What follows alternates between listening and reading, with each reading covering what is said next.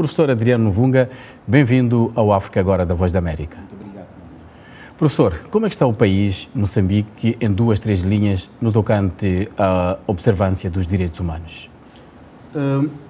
O país está muito mal. A situação dos direitos humanos em Moçambique está muito má. Está muito má em 2 importantes dimensões. A primeira tem que ver com a corrupção generalizada que retira do Estado a capacidade para dar o bem-estar à população. E isso configura violação dos mais básicos direitos humanos no sentido da dignidade humana. As pessoas não têm o que comer, não têm água, não têm educação, não têm saúde.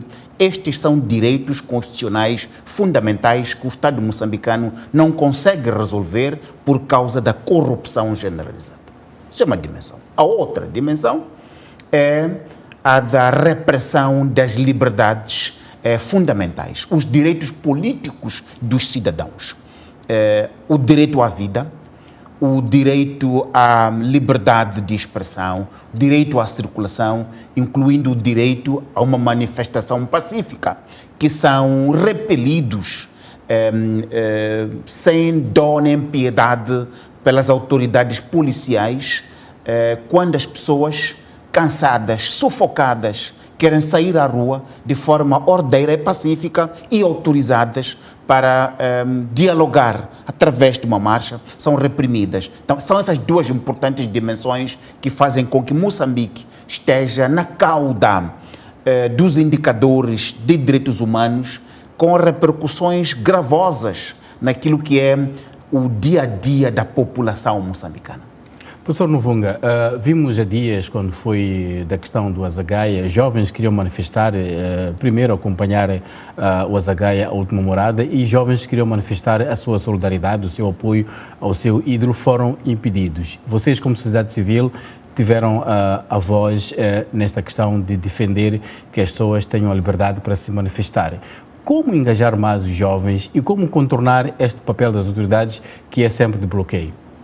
Bom, há uma coisa muito importante que me parece que ainda não foi dita.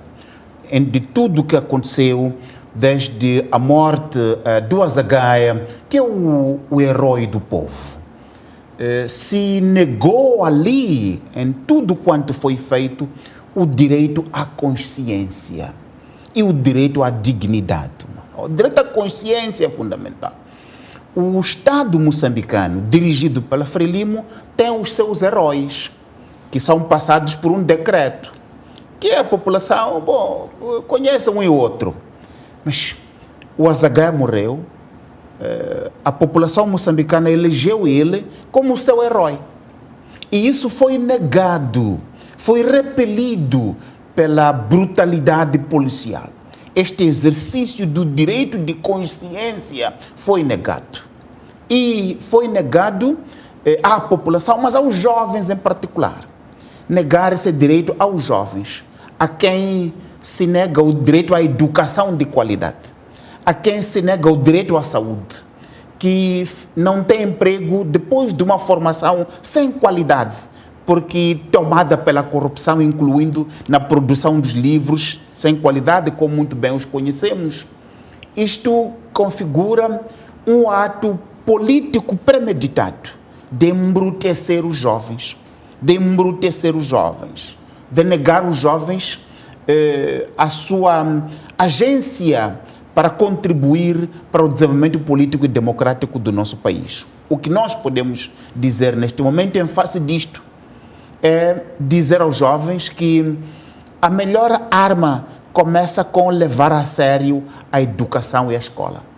Num país, num regime que nega o direito à educação, os jovens se empenharem seriamente na questão de se educar escolarmente e se conectar em grupos de forma organizada, se conectarem com o espaço global, é um instrumento de luta importantíssimo.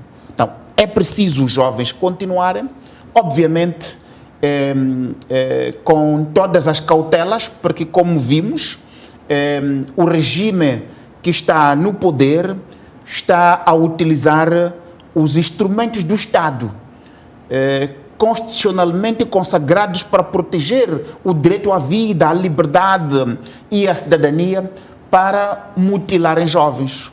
O jovem Manique tirou-se-lhe o olho, outros jovens em Nampula, outras partes foram agredidos. Vimos polícia utilizar gás lacrimogéneo de forma criminosa, até nas casas, até nos autocarros, simplesmente para negar aos jovens o direito de participarem no processo democrático moçambicano. Por isso, é preciso sim os jovens continuarem a se educarem, a se cultivarem, a utilizarem os meios tecnológicos que existem para democraticamente fazer a pressão. Tem que fazer a pressão. Fazer a pressão também para que aqueles que estão no poder possam encontrar menos espaço de continuar a utilizar de forma arbitrária e corrupta o Estado para se manter no poder. É preciso que os jovens continuem a fazer isso, mas de forma mais organizada, de forma mais inteligente, a utilizarem toda a arquitetura internacional que existe, os meios que existem, a tecnologia, os Facebooks e outros à disposição dos jovens para que, de uma forma nacional, desde a capital até o ponto mais recôndito do país, possa-se fazer este movimento que possa configurar uma pressão e uma forma de continuar a construir um Moçambique inclusivo, aberto, respeitador da dignidade humana e respeitador, sobretudo, da Constituição da República de Moçambique. Eu queria pedir ao professor Novunga para despir a capa de ativista e entrar para a de académico. Qual é o risco que os países têm quando impedem a liberdade? Gosto quando diz para me despir da capa de ativista e vestir a capa de acadêmico, que na verdade não podem se distinguir. Um acadêmico que não tem a dimensão ativista não é útil para o nosso continente. Fica um exercício de lucubração teórica vazia. Um acadêmico que vira para o lado e teoriza apenas o sofrimento do povo, esse faz parte ou dá mais força aos opressores. Mas há momentos que tem que dizer aos opressores, se podemos usar o termo, que cientificamente é isto. Pois, mas eu ia chegar sim, aí. sim. Mas é preciso que fique claro que acadêmicos que fiquem lá na Torre de Marfim, isolados, a teorizar, a escrever artigos que não problematizam o problema real da nossa população. É como que se abster de lutar, e isso configura apoio aos opressores. Com isso dito, olha, daquilo que nós temos estado a ver um pouco por todo o mundo, regimes colapsam, mesmo os partidos dominantes. Se olha para o México, olha para a Itália, olha para o Japão e a Suécia, que tiveram partidos dominantes, colapsaram, não somente porque os meios de repressão escassearam, mas porque a sua elite política, como é o caso da Frelimo, foi se isolando no consumismo elitista, circular entre eles, ignorando os crescentes expressões sociais que o povo sofre, precisamente por causa da corrupção liderada por esses líderes e o fechamento das liberdades. O que nós estamos a dizer nota uma coisa muito simples. Moçambique tem hoje 30 milhões de habitantes, dos quais 21 milhões de habitantes têm idade de ir votar. Mas apenas 7 ou 8 milhões no máximo é que faz o recenseamento para ir votar. Mesmo com os números martelados em Gaza e outras partes, apenas 7 ou 8 milhões se registra para votar. Significa que aproximadamente 10 milhões de moçambicanos com idade de votar ignoram o regime por considerar que ele não é importante para a sua vida no dia a dia. Dos 7 ou 8 milhões que se recenseia para votar, apenas aproximadamente 4 milhões e meio de facto vai votar. O que significa que um presidente de Moçambique, como o presidente de Moçambique, o presidente Nyusi, foi eleito com uma franja pequenina ali de eleitores, ignorado pela esmagadora maioria dos moçambicanos. A mensagem disso é o seguinte: há uma maioria silenciosa que não concorda com a governação da Frelimo. Há uma maioria silenciosa que quer mudanças, que quer ver o povo no poder, que neste momento se lhe nega esta possibilidade, porque o recenseamento é manipulado. A votação, se é que acontece em algumas partes, há casos onde as urnas são carregadas pela polícia para irem ser encher votos. Os defensores de direitos humanos, ativistas, são assassinados barbaramente a sangue frio, como foi assassinado o Anastácio Matavele. Então, tudo isto configura um quadro eleitoral que, na verdade, não há eleições nenhumas, senão um expediente de selecionar quem desta vez fica, etc. E num quadro onde a oposição, liderada pelo presidente, vou chamar de senhor, não vou chamar de presidente, pelo senhor Ossuf Momad, cada vez mais irrelevante, com a ideia de que está capturada também pela Frelimo. Então, neste quadro, onde a liderança da oposição para estar capturada por Frelimo, mas num contexto onde a democracia está capturada pela Frelimo e pela Renamo, sem espaço para alternativas, para os jovens se organizarem e participarem, o que nos parece é que os jovens vão sair para a rua, porque democraticamente o espaço está entupido. Não somente está entupido, como também se lhe nega a possibilidade de tais eleições sem sentido democrático se realizarem. Olha, por exemplo, para este adiamento injustificado, desnecessário, corrupto de adiamento das eleições distritais, que são um espaço real, uma oportunidade onde os jovens podem participar. As eleições não são para os chefes, as eleições são para a população falar, são para a população se pronunciar sobre quem deve dirigir. Negar isto à população para um expediente de se manter no poder, isto é corrupto, e governos corruptos não duram muito tempo.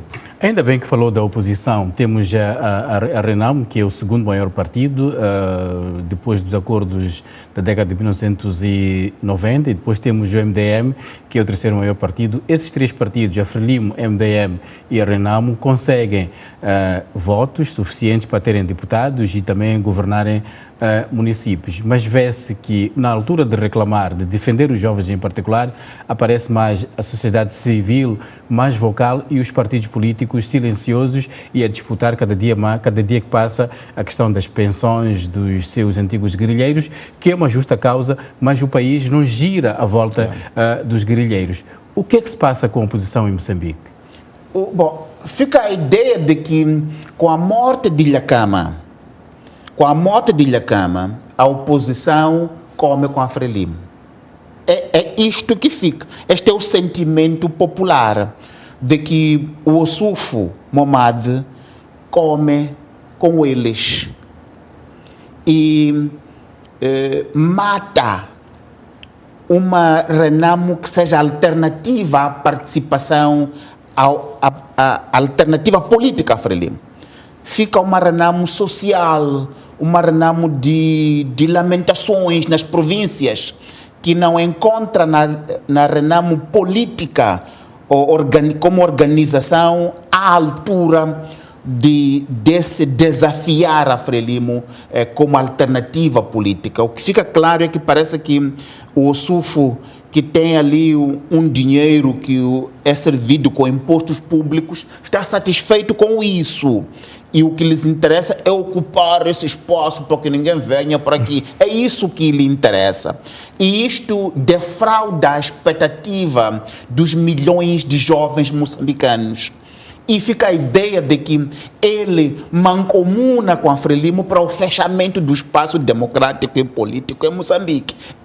O MDM tenta o seu espaço, obviamente, mas com a morte de Davis Simango, seu carismático fundador, perdeu assim alguma pujança, que tenta recuperar, penso que vai a tempo de recuperar, mas neste momento não está à altura de se projetar como essa grande alternativa, também porque, como disse, a democracia moçambicana, desde que está capturada em 1992 em Roma, pelos dois beligerantes políticos, ainda não foi democratizada a democracia moçambicana, porque esses dois que ocupam lutam entre si e bloqueiam qualquer pessoa que queira aparecer para expressar de forma legítima e genuína o interesse dos milhões de moçambicanos que nasceram depois da Guerra Civil, que não tem nada a ver com a Guerra Civil. Então, hoje a democracia moçambicana está capturada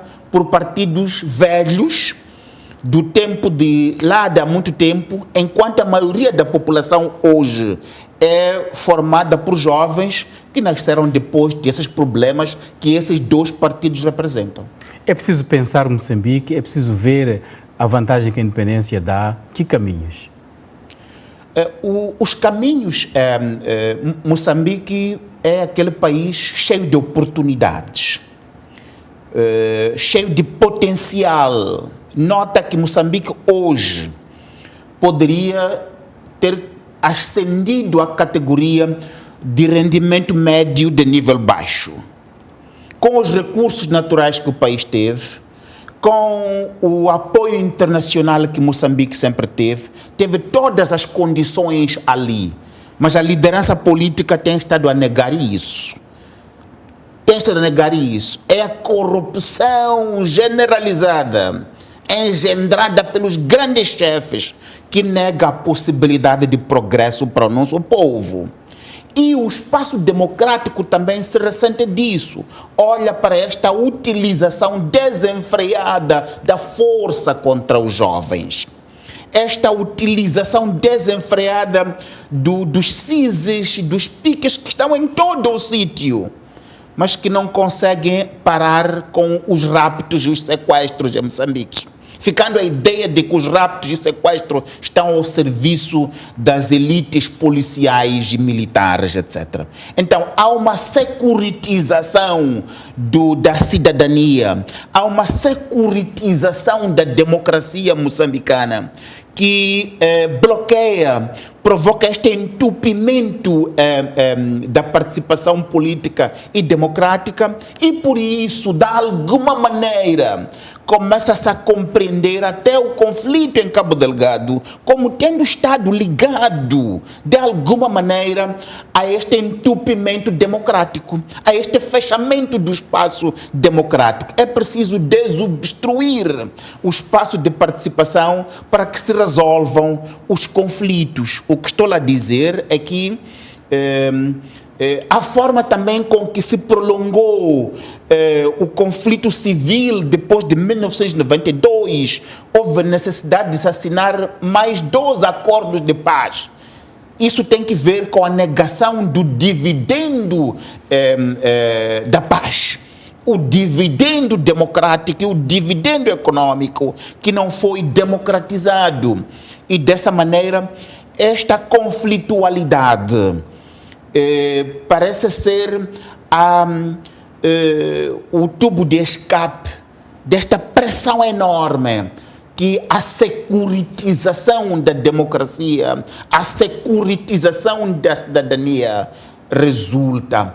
e por isso, de alguma maneira, este nível elevado de conflitos que muitos não compreendem como é que não encontram solução. Mas o que nós estamos a dizer é que a maneira como se tem estado a negar o espaço de participação política democrática se manifesta também por este nível elevado de conflitualidade e, de alguma maneira, o que se passa em Cabo Delgado tem também que ver com eleições que não são livres, não são transparentes e não promovem o dividendo econômico, social, democrático e político que as pessoas esperam. Estamos no programa África Agora daqui da Voz da América, conversa com o professor Adriano Novunga. Para marcar mesmo o ponto final, acaba por fazer uma publicação que tem a ver com esta questão dos recursos naturais em Moçambique. A indústria extrativa é uma grande oportunidade, mas se mal gerido e com processos não transparentes pode tornar-se um problema. Moçambique parece um exemplo nessa direção. Como mudar o cenário para que o povo beneficie dos recursos? Pois, o livro este que vamos publicar amanhã aqui na Oxfam América, é isso que ele mostra, que houve grande alegria quando fizemos as grandes descobertas em 2010, 2011. Houve chamadas de atenção que descoberta de recursos naturais de tipo hidrocarbonetos e minerais, de forma massiva, sem avanço democrático, de espaços de participação para os jovens, sem a desmilitarização da governação dos grandes chefes, vai resultar que estes grandes chefes queiram meter a cabeça na panela primeiro, e competindo com o Estado. O que acontece em Moçambique é que são os grandes chefes que estão a competir com o Estado moçambicano. São os grandes chefes que são parceiros internacionais dos atores que vêm em Moçambique. Não é o Estado que está lá à frente. São os chefes que meteram a cabeça na gamela. E isto está na origem dos conflitos que nós estamos a ver em Moçambique. São as grandes empresas que não têm o Estado, mas têm os chefes da Frelimo, como os sócios, enriquecem os chefes, empobrecem o Estado, retiram do Estado a capacidade de atender às demandas da população, inclusivamente para modernizar e sofisticar o exército. O exército moçambicano, basta olhar, o exército moçambicano veste o quê? Comparado com os ruandeses, parecem milicianos. Mas Ruanda é igual ao distrito de Montepuez. Quer dizer, tu vês um país como um distrito de Montepuez a mandar 1000 soldados para Moçambique, altamente bem equipados. Moçambique, que é uma grande nação no concerto africano e no mundo, uma grande nação histórica, não conseguem se organizar, se mobilizar para ter um exército republicano à altura dos desafios do seu país, do continente e do mundo. Não conseguem ter uma polícia à altura. Tudo ali, quanguanha, ali assim, atender agendas bastante obscuras. Por isso que temos estes problemas. Meu caro, o que nós precisamos é recursos naturais governados de maneira a atender o desenvolvimento do Estado moçambicano e não a atender a agenda consumista das elites da Frelimo, que já há mais de 40 anos que vem abocanhando os recursos, mas nem enriquecem, porque levam dinheiro, vão guardar fora, nem investem no nosso país e não ampliam as possibilidades de emprego e oportunidades para os jovens. É uma elite da Frelimo bastante incompetente e que nega a oportunidade àqueles que sabem de participar na governação para melhorar a qualidade do Estado, aumentar o potencial de riqueza do nosso Estado, para atender a educação, atender a saúde, atender a segurança pública assegurada pelo Estado moçambicano, que neste momento está entregue aos ruandeses, está privatizada e não se sabe mais, sei lá para quem, que está a tomar conta disso tudo, mas claramente não está a atender o interesse nacional dos moçambicanos, definido em 1975, quando ficamos independentes. Temos mais um minuto. O professor Adriano já deu aulas, dá aulas, faz ativismo, faz investigação. Se calhar o próximo caminho é entrar mesmo para a política e candidatar-se.